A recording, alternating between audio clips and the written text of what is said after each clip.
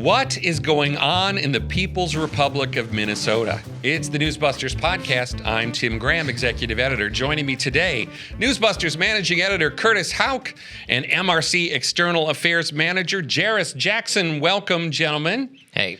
Now, I was a Minnesotan of sorts for 4 years when I was in college. And Bemidji. Yes. Bemidji, Minnesota, Bemidji State. And Mrs. Graham is a born and bred Minnesotan. So we take this a little more seriously. All the stuff that's been going on. I can say, for the record, as we start, this Minnesota Democratic Party establishment is nothing like what it was back in the 80s with Walter Mondale or Governor Rudy Perpich. Something entirely different. All right, so I wanted to start with Bill D'Agostino has a new study coming out today. Mm-hmm. We've updated numbers on Somali fraud on the networks. And, of course, what's amazing is Curtis's favorite network, ABC, World News Tonight is up to 35 seconds. Yes. Nightly News is up quite a bit to just over 6 minutes. And CBS is the best. They're almost at 13 minutes, 12 minutes, 44 seconds. Yeah, well, first of all, I mean, the entire mood of this podcast, we can just say one thing. Can Minnesota please stop being in the news? Yeah. I think it was Jeffrey Blahar at National Review wrote a story Wednesday night that basically said, can Trump by executive order just ban talking about Minnesota? Can we just ban Minnesota from being in the news? Kind of like he's banned the penny. Can we trade Minnesota to Canada for Alberta and a province to be named later? I mean, this is just so ridiculous. I mean, so as you pointed out here, we're up to 35 seconds on ABC World News Tonight from 25 seconds.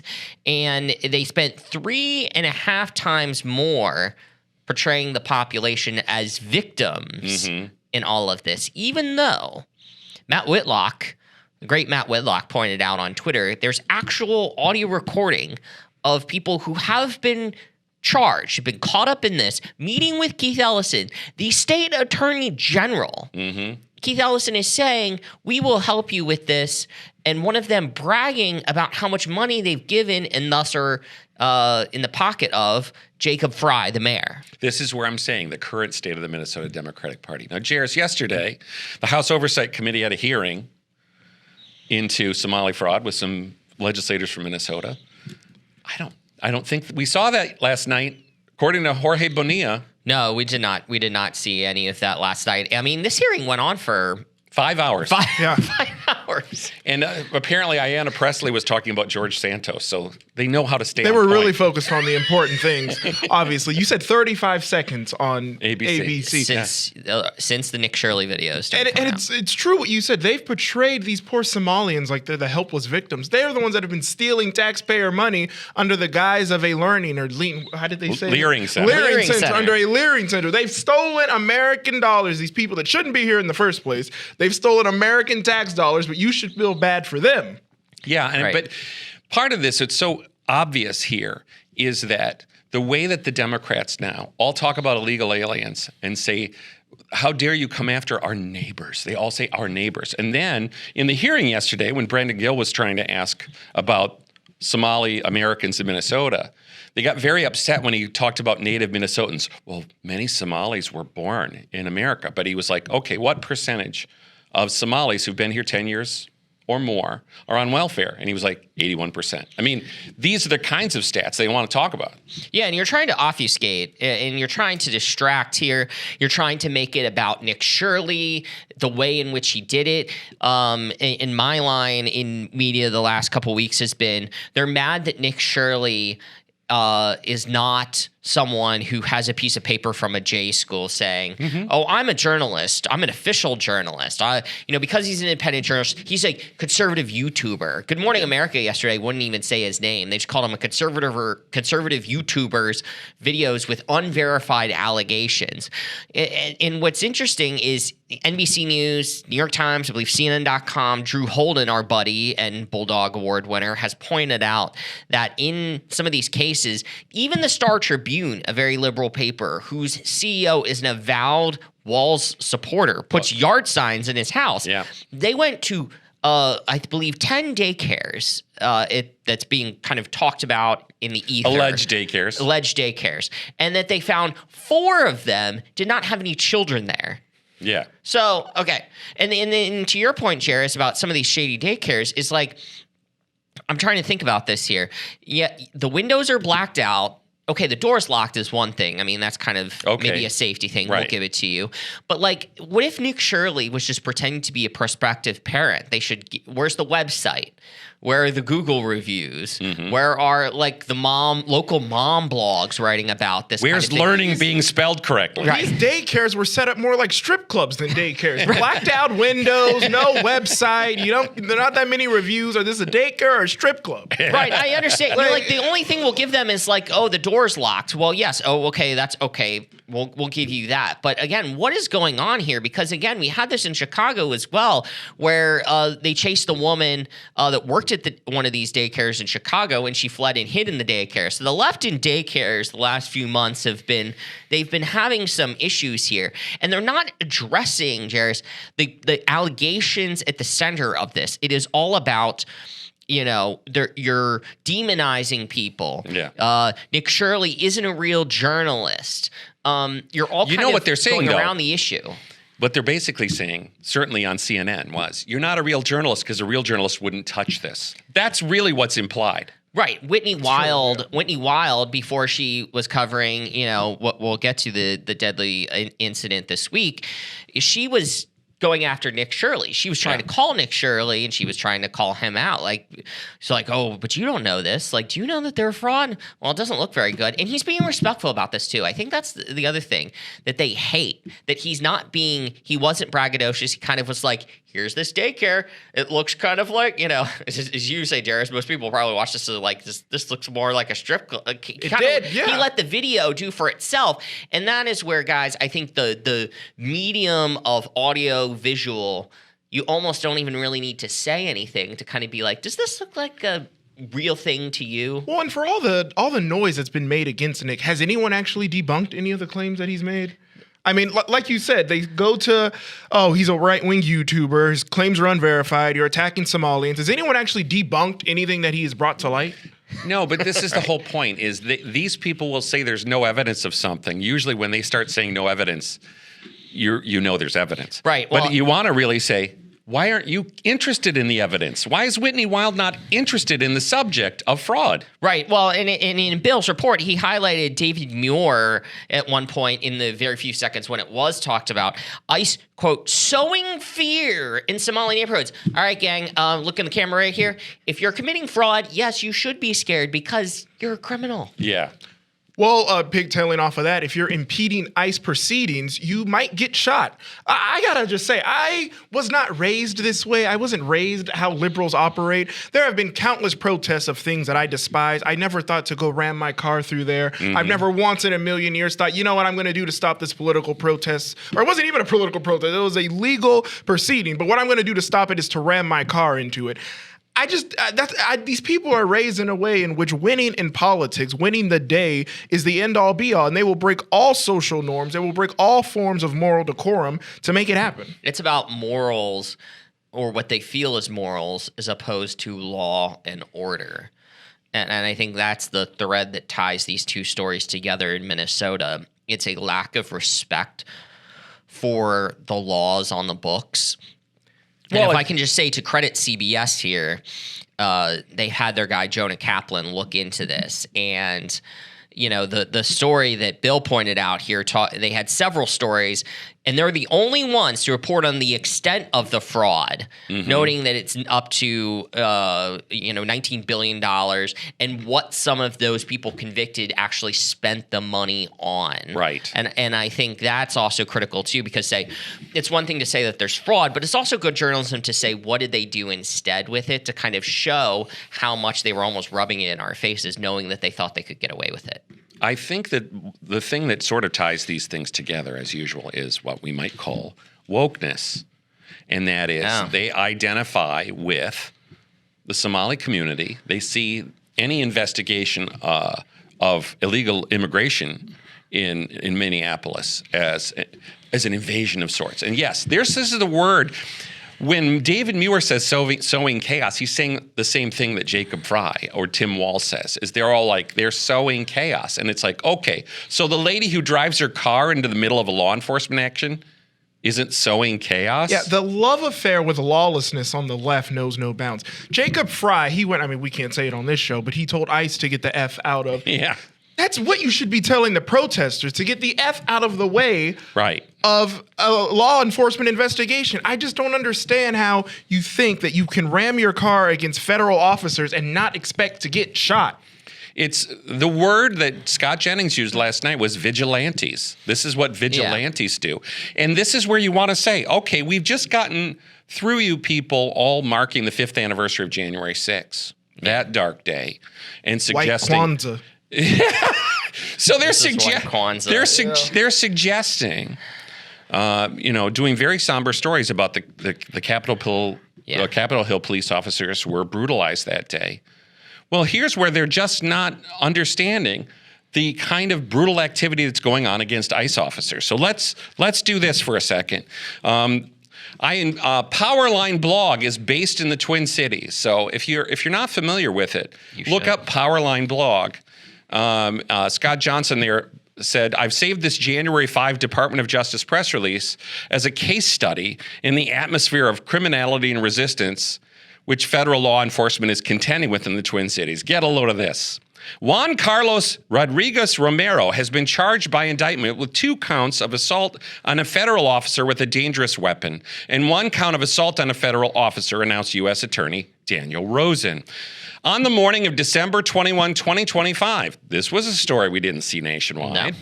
ICE deportation officers attempted to arrest Juan Carlos Rodriguez Romero in St. Paul, Minnesota.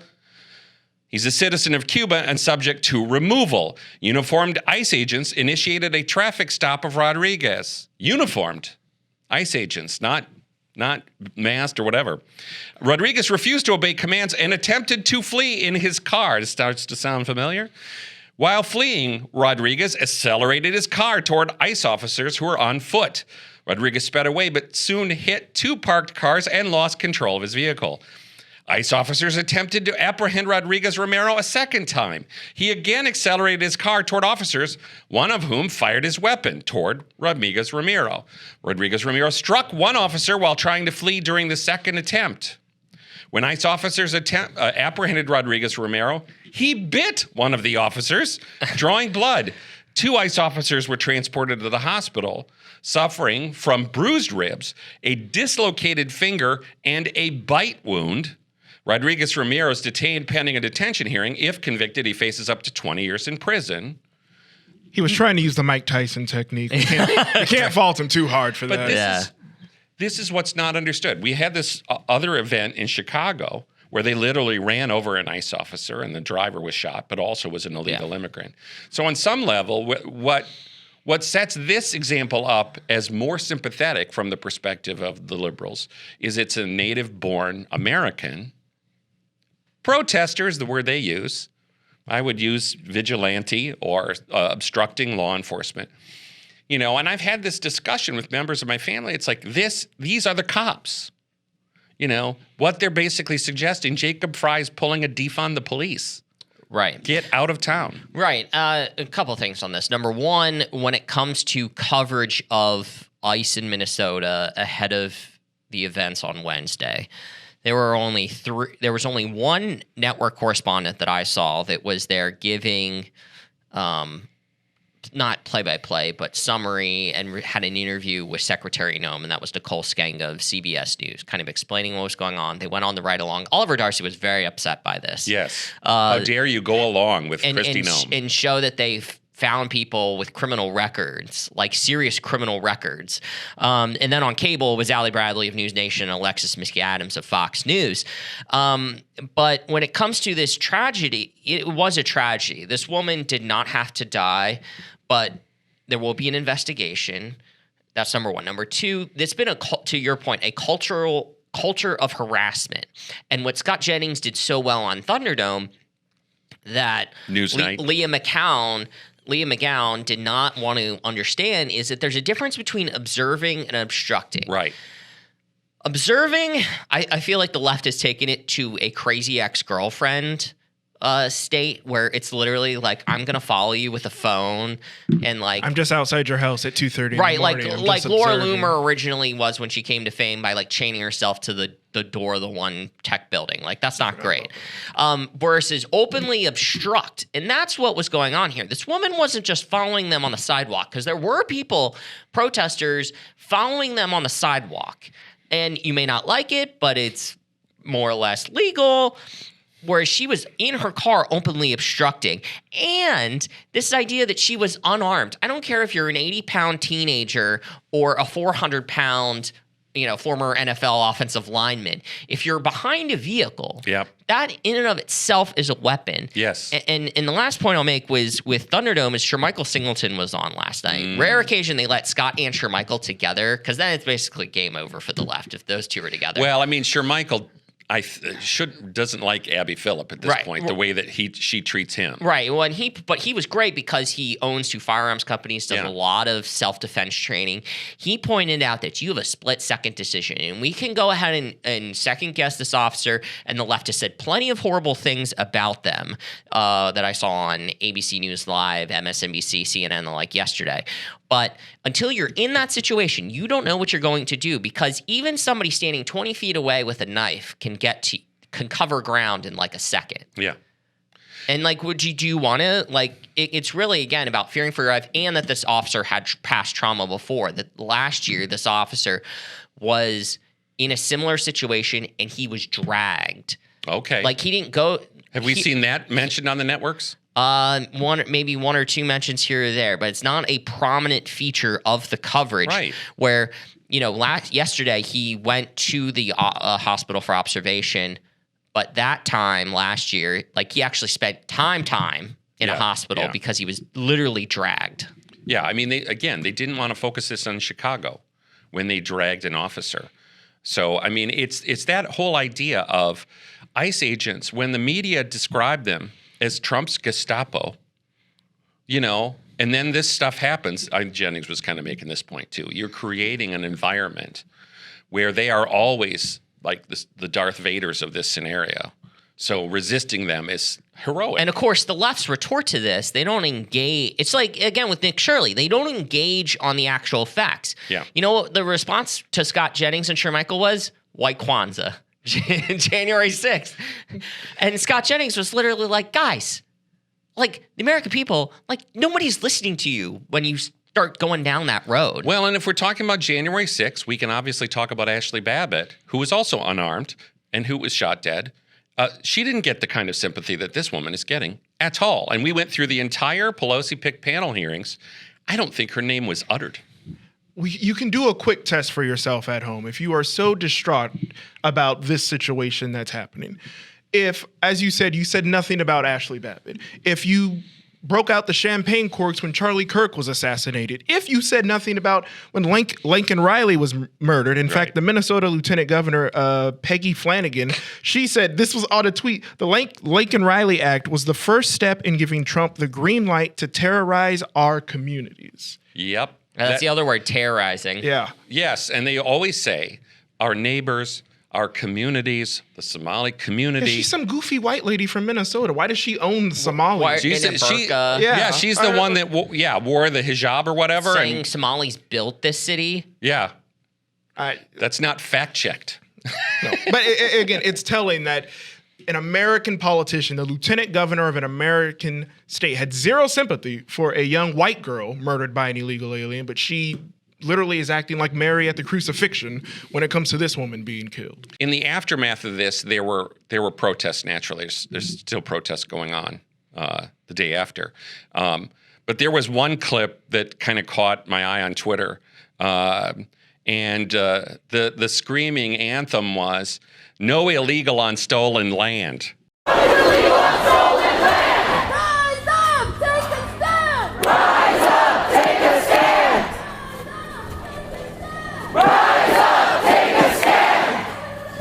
Stolen land! No illegal on stolen land! No illegal on stolen land! No illegal on stolen land! Stolen land, land acknowledgement. This is the wokeness. Oh my gosh. I mean, I think other than like pronouns, there's no greater like act of liberal genuflection than land acknowledgements. Yeah. Like an example of like DEI rhetoric run amok than land acknowledgements. Or Alex Christie points out that at Seattle Kraken games, pregame begins with a land acknowledgement. Oh. And you're like, yeah, like what? And speaking of Alex Christie, he's already working today on Jimmy Kimmel saying Donald Trump killed this woman.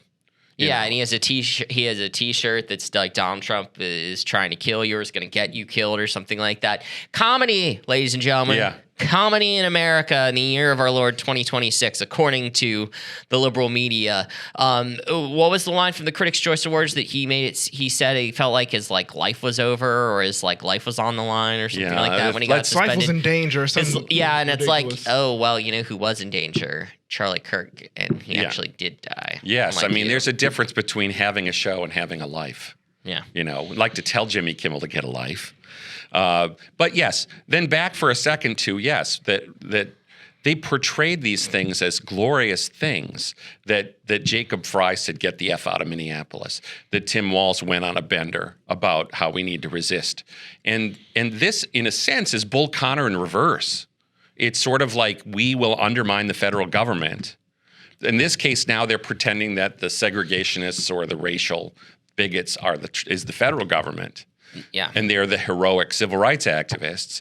But it does have a spirit of insurrection in saying we need to actually interfere with law enforcement. Certainly in this case, Hugh Hewitt's already predicting that the shooter, that the ICE shooter, is going to get prosecuted by Keith Ellison. Right, that they will make sure of it. And I've noticed, looking at the Thursday morning network newscast, it felt like a kind of, you could tell that they were trying to lower the temperature, surprisingly.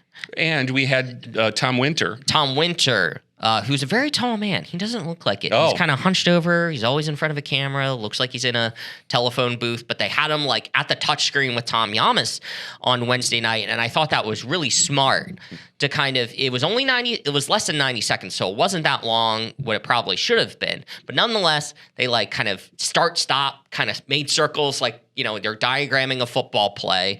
And it's a little callous, obviously, because a woman died. But that's kind of what you do have to do in these situations. And so I think that's an example of good kind of explanatory journalism where we're going to take a beat, we're going to take a breath, and we'll say what everybody said. We'll play the sound bites, but we're not going to really expand upon it because, we don't want Minneapolis to burn again. They're saying what we do know. And then Tom Winter was underlining what we don't know. And he was making this whole point of the federal agent was attempting to open her door and telling her to get out of the car. What did she say? What did he say? What did she say? And those things matter. They offer context to whether the agents felt threatened. Now, did they make the point of what she was doing in the first place, which was trying to allegedly run over? Did they make this point she was as well? part of a convoy and those kind of things. And that's all going to be part of that. But and this is where I think there's the difference between broadcast and cable. Cable is largely still a disaster. CNN and MS Now. Whereas in your case, as you noted, ABC News live streaming. Yeah, ABC News live streaming this is TDS. This is what TDS does to people. Elizabeth Newman saying, I'm not speculating about this guy, but, ICE doubled its employment roles in the last year, so they probably didn't do a lot of training of what they probably should have done. But I don't have any evidence to say this. I don't have any evidence to back any of this up. Whereas Robert Broyce, who had worked for decades at NYPD investigating gun crimes, was like, can we just not do this? Yeah. Speculate about MAGA hotheads getting ice MAGA jobs. hotheads getting shot. I don't trust the FBI. And that's what was going on CNN Newsnight. You're trying to grease the skids so that any investigation that is done by anyone other than Keith Ellison is seen as illegitimate. That you have no faith in the FBI whatsoever. It's trying to purposefully undermine what's going on here and purposely cause people to distrust any investigation because you want you want a specific outcome. But again, it all comes down to doing more things like this with Tom Winter and Tom Yamas, where it's like here's what we know, here's what we don't know. These people are saying this, this person says this, and let it be. And that's what requires a level of just basic sobriety. Now, these protesters, they're back out in the streets. They're obviously angry. We all hope, obviously, that it's not. But do you guys think that there will be more of these instances? I mean, you have the mayor, you have the governor egging them on to be even more violent. They're obviously angry, and the deportations are going to continue. Yeah. Yeah. Well, and it is funny because that's, to me, sort of the political question of all of this. And that is, the news media got all upset because Kamala Harris was appropriately tagged of, wanting to pay for the sex change operations of prisoners. How dare you point this out? And when Tim Walz says this crazy stuff, it's probably a good thing he's not running for re-election. Maybe he feels bolder to say what he said yesterday because he's not. But there is a race for governor. I believe there's a race for senator too. Is it possible that this sort of an event actually makes it easier for a Republican to actually have a chance in these races? Well, we cannot be governed by Democrats and liberals' ability to go on kamikaze missions for their ideals and their beliefs. Immigration law still needs to be enforced. These people that are unlawfully in our country, they still need to be deported. And that cannot be stopped just because these people are willing to literally go to the length of putting their life on the line and losing their life for the sake of lawlessness and the liberal cause. But that should not affect how we enforce the immigration laws in this country. All right. So I wanted to wrap up by asking the question, obviously this week we had Congressman Marjorie Taylor Greene resigning from Congress, possibly to join The View. Alyssa Farah should be nervous. What a weird 2 weeks that was of her. She just got like a brain worm or something, and she was just a complete different person for like last 2 or 3 weeks. And then Congressman LaMalfa died. So we're now at Republican majority of 218 to 213. I mean, how nervous should we be about? Geez, how narrow is this majority going to get? Because obviously there are a couple of Democrats being replaced. Yeah, and a lot of people actually haven't talked about Jim Bayard. He is a representative from Indiana. He was in a pretty bad car wreck over the holiday. He's still alive. He's recovered. He's actually been released from the hospital. But when he will be returning and able to be a voting member of the House, it remains to be seen. He was in a neck brace. It looked pretty bad. Yeah. He was released, though. He's alive. So it's 218, the GOP, to 213. It's just, that's awfully tight. It's awfully close. And, of course, the major difference between the parties is when Nancy Pelosi has a 5 or 6 seat majority, they treat it like it's the biggest majority ever. I mean, and she can enforce party discipline because she has all of these liberal media outlets to enforce it. She literally has like multiple iron fists. And we know Leslie Stahl nominated her for the Mount Rushmore of House speakers. And so by contrast, Speaker Johnson is kind of the way they covered Kevin McCarthy, who they're always in danger of being thrown out or something. Yeah. We'll see how things shake out, obviously, with the midterms coming up. I think the most important thing, though, is organizations like ours, because the media, as we've already seen with instances like this, how they've covered ICE, they are going to try to push Democrats over the line in every single race in this country, and we've got to hold them accountable. Well, 2 things I'll just say in closing here. The Obamacare vote, that's one thing. We'll see how that goes. And it's spun in the days and weeks ahead. Especially in my home state, a number of Republicans are behind that.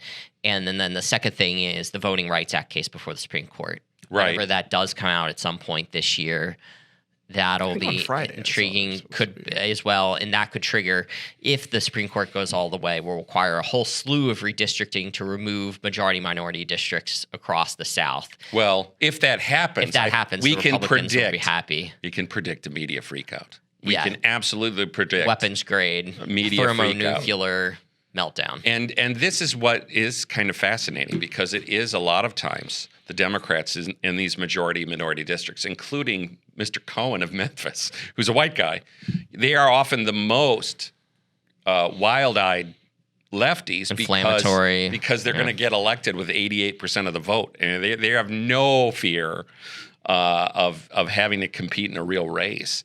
To me, this is generally what we see in the midterms is the networks don't cover it a lot, but I think in this case with Donald Trump, they really want to get the resistance in Congress. They want more impeachments. The most important election of our lifetime. Oh, isn't it always? Yeah.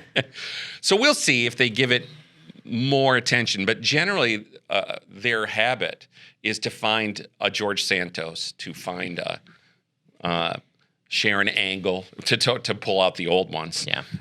And try to make a scandal out of one or two Republicans, try to sink the whole Republican Party with this example. They're not going to do that with Tim Walz. And then No. you have Steny Hoyer, who will be leaving before the end. So Retiring at the gentle age of Yes. 86. he's a spring chicken by DC standards. Yeah, he and Nancy Pelosi both deciding it's time. So I always appreciate that, no matter which party. If you're over 80, give somebody younger a chance. I'd like to work till I'm 86, but I don't want to be elected. To keep up with everything we're doing from Minnesota and all the other states, you got to come to Newsbusters once, twice, 24 times a day. Thanks for watching and listening.